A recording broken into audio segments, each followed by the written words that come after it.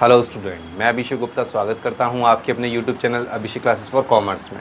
Last video में हम लोगों ने शेयर के टॉपिक में परचेस कंसिडरेशन स्टार्ट किया था, जिसमें हम लोगों ने उससे रिलेटेड 2 क्वेश्चन भी किए थे जो कि बहुत ईजी थे। अब क्वेश्चन के थोड़े से लेवल को बढ़ाते हुए आगे चलेंगे, तो उसी से रिलेटेड आज भी हम परचेस कंसिडरेशन के और 2 क्वेश्चन लेकर आए हैं जो आपके लिए बहुत हेल्पफुल रहेंगे एग्जाम में। चलिए स्टार्ट करते हैं क्वेश्चन को। क्वेश्चन आपके सामने है, आप भी पढ़ लीजिए, बाकी मैं रीडिंग कर रहा हूँ। K Limited took over the assets of 15 lakh and the liability of rupees 5 lakh of P Limited. K Limited ने 15 लाख की एसेट्स ली है और 5 लाख की लाइबिलिटी ली है। किससे ली है? P Limited से। मतलब P और K, P परचेज़र है और K परचेज़र है और P सेलर है। For a purchase consideration of rupees 13,68,500।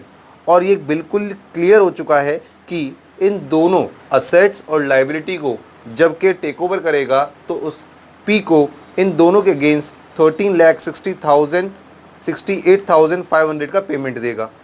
अब आगे बोल रहा है 25,500 वर paid by issue promissory note. 13,68,500 रुपये तो टोटल परचेज कंसिडरेशन हो गया, जिसमें से 25,500 वो प्रोमिसरी नोट देगा उसको, जिसको हिंदी में बोलते हैं प्रतिज्ञा पत्र। इन फेवर ऑफ पी को देगा। पेबल आफ्टर 2 मंथ, जिनका भुगतान 2 महीने बाद होना है। हालांकि इस लाइन से क्वेश्चन में कोई इफेक्ट नहीं पड़ेगा। And the balance was paid by issue of equity share of 100 each at a premium of 25%।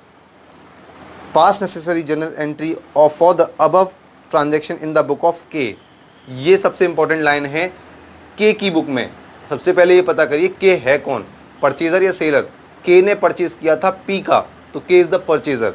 तो परचेजर की बुक में एंट्री करेंगे। सबसे पहले मैंने आपको बताया था, अगर कोई भी आप असेट्स परचेज करेंगे बिजनेस परचेज करने की एंट्री में, तो असेट्स को आप डेबिट करेंगे तो एंट्री हो जाएगी sundry assets account debit to sundry liabilities, क्योंकि लाइबिलिटीज़ को क्रेडिट करना था, टू वेंडर। वेंडर का नाम हमारे पास क्लियरली है पी लिमिटेड, तो आप क्लियरली पी लिखेंगे, आप वेंडर नहीं डाल सकते। अगर आपके पास वेंडर का नाम नहीं है तो आप वेंडर यूज़ कर सकते हैं उस वर्ड को, बिकॉज वेंडर नाम नहीं है, वो कैटेगरी है, कैटेगराइजेशन कर रहे हैं आप उसको। लेकिन जब आपको क्लियरली पता है कि वेंडर कौन है, वेंडर का नाम क्या है, तो आप वेंडर का नाम ही डालेंगे। कितना रुपये देना था? 13,68,500। अब जरा टोटल करिए, 13,68,500 का टोटल अगर करते हैं तो ये बैठता है 18,68,500, जबकि ये कितना है 15 लाख। तो डेबिट और क्रेडिट के इक्वल बैठ रहा है? बिल्कुल नहीं बैठ रहा है। मैंने आपको पहले भी बताया था कि अगर क्रेडिट साइड बड़ा है और डेबिट साइड छोटा है तो इन दोनों के डिफरेंस को निकालकर डेबिट में डाल देंगे और लिख देंगे गुडविल अकाउंट। क्लियर? इसका ठीक अपोजिट, अगर डेबिट बड़ा है क्रेडिट छोटा है तो फिर वही डेबिट और क्रेडिट के डिफरेंस को निकालेंगे और क्रेडिट साइड में लिख देंगे कैपिटल रिजर्व। लास्ट वीडियो में ये वाला क्वेश्चन कराया था। क्लियर? तो अब हमें ये पता चल गया कि पी को 13,68,500 का पेमेंट देना है। ठीक है, अब पेमेंट देते हैं तो पेमेंट देने की एंट्री होती है vendor to share capital, normal entry, लेकिन इसमें प्रीमियम भी है, प्रोमिसरी नोट भी है। तो सबसे पहले पी लिमिटेड डेबिट 13,68,500, आपने उसे क्या दिया है? प्रोमिसरी नोट दिए हैं 25,500, 25,500 के। टू बिल्स पेबल्स डाल सकते हैं आप इसको, प्रोमिसरी नोट की जगह बीपी भी लिख सकते हैं, बिल्स पेबल्स।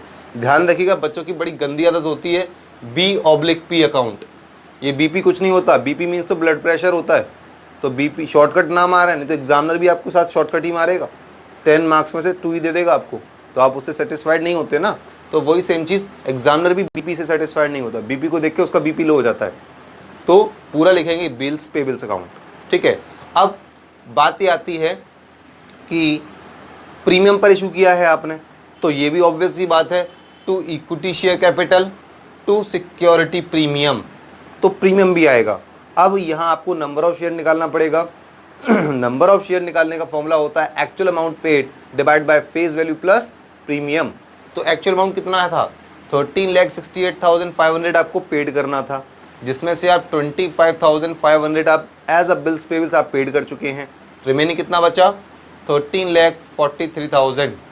ठीक, तो actual amount paid divide by face value plus premium, because 100 rupees का 25% 25 ही होता है।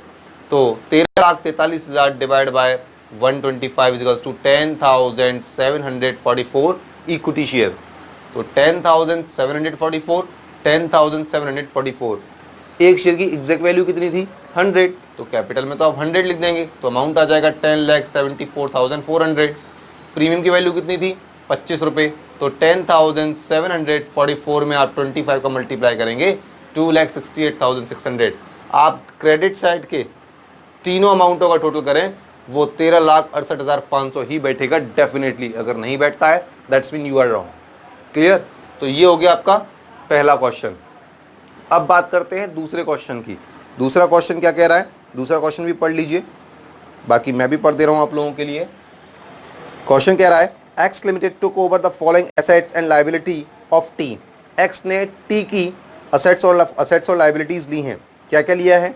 लैंड बिल्डिंग ली है 20 lakh, stock 5 lakh, debtors 2,50,000, creditor 2 lakh rupees, ये लिया है उसने एक्स लिमिटेड ने टी से।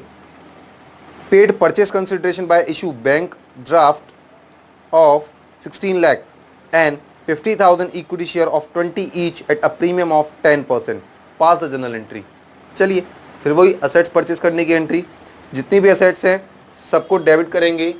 Land and building account debit 20 lakh rupees, ठीक है जी। Stock 5 lakh rupees, okay, debit में आ रहा है। डेटर्स आ गए 2,50,000, ओके। क्रेडिटर थे 2 लाख रुपीज़ के, ये भी हो गया। परचेस कंसिडरेशन कितना था? परचेस कंसिडरेशन क्लियरली यहाँ पर देखिए बोला तो नहीं है, मैं एक बार चेक कर देता हूँ। 16 लाख तो उसने दिए हैं बैंक ओवरड्राफ्ट से, ठीक है, कोई इशू नहीं।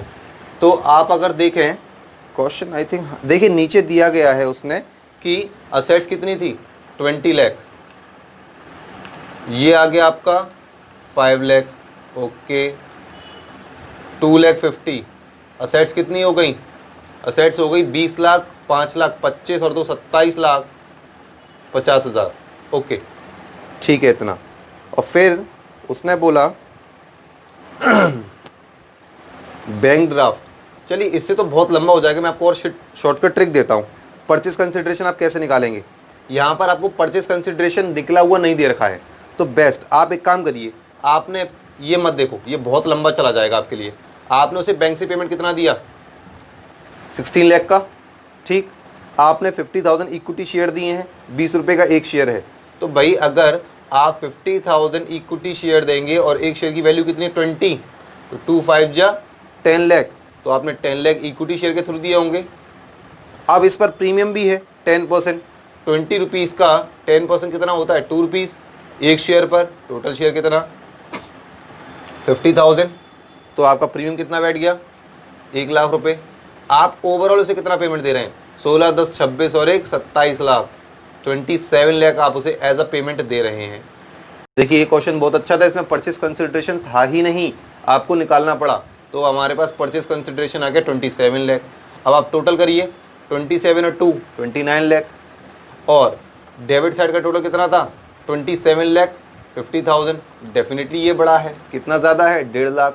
तो फिर वही चीज़, क्रेडिट बड़ा है, डेबिट में क्या लिखेंगे गुडविल अकाउंट, ये ध्यान रखिएगा, ठीक है। इतना कर लिया, हमारी पहली एंट्री पास हो गई। अब उसे पेमेंट देना है सिक्योरिटी प्रीमियम के अकॉर्डिंग, तो वेंडर जिसका नाम है Y limited debit to bank to equity share capital to security premium. उसने बैंक से भी तो पेमेंट किया था, पेमेंट कितना देना है 27, जितने से क्रेडिट हुआ है उतने से ही वो डेबिट होगा 27 लाख। बैंक से कितना पेमेंट देना था 16 लाख का पेमेंट देना था, 16 लाख हो गया। अब यहाँ हमको नंबर ऑफ शेयर निकालने की कोई ज़रूरत नहीं पड़ेगी, क्योंकि हमें ऑलरेडी निकला हुआ दे रखा है। तो 50,000 शेयर थे, एक शेयर की एग्जैक्ट वैल्यू 20 थी, 10 लाख रुपीज़ आ गया। 50,000 शेयर थे, प्रीमियम की वैल्यू 2 थी, बिकॉज 20 रुपीज़ का 2% अगर हम निकालेंगे, 20 रुपीज़ का 10%, 20 का 10% निकालेंगे, 0 से 0, 0 से 0, 2 बन जा 2, 2 में 1 का डिवाइड ऑल्सो 2, तो ये 50,000 मल्टीप्लाई बाई 2 आपका ये हो जाएगा 1 लाख का। टोटल करिए 16, 10, 17, 17 सॉरी 16 और 10 26, 26 और 1 27 lakh, both side are equal. That's mean we are right.